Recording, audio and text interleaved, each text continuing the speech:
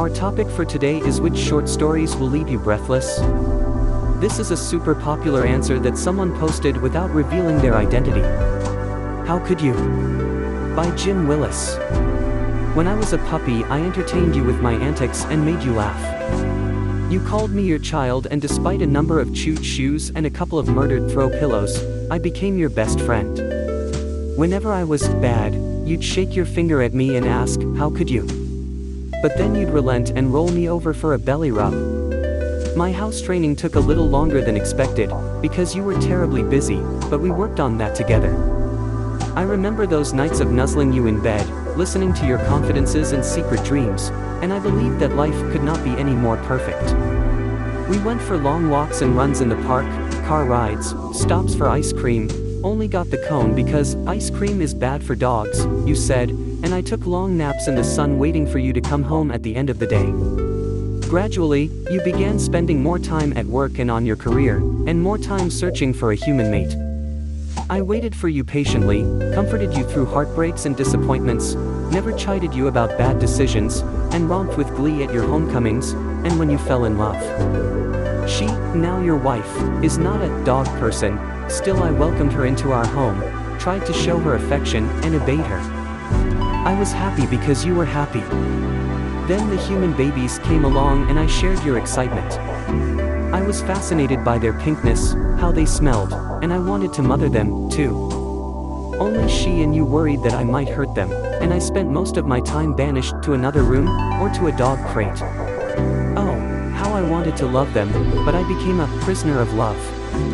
As they began to grow, I became their friend.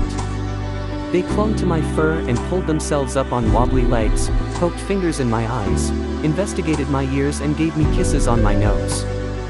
I loved everything about them, especially their touch, because your touch was now so infrequent, and I would have defended them with my life if need be. I would sneak into their beds and listen to their worries and secret dreams. Together we waited for the sound of your car in the driveway. There had been a time, when others asked you if you had a dog, that you produced a photo of me from your wallet and told them stories about me. These past few years, you just answered yes, and changed the subject. I had gone from being your dog to just a dog, and you resented every expenditure on my behalf. Now you have a new career opportunity in another city and they will be moving to an apartment that does not allow pets.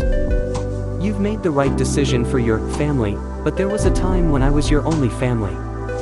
I was excited about the car ride until we arrived at the animal shelter. It smelled of dogs and cats, of fear, of hopelessness. You filled out the paperwork and said, "I know you will find a good home for her." They shrugged and gave you a pained look. They understand the realities facing a middle-aged dog or cat, even one with papers. You had to pry your son's fingers loose from my collar as he screamed, "No, Daddy. Please don't let them take my dog." And I worried for him and what lessons you had just taught him about friendship and loyalty, about love and responsibility, and about respect for all life. You gave me a goodbye pat on the head, avoided my eyes, and politely refused to take my collar and leash with you. You had a deadline to meet and now I have one, too. After you left, the two nice ladies said you probably knew about your upcoming move months ago and made no attempt to find me another good home. They shook their heads and asked, "How could you?"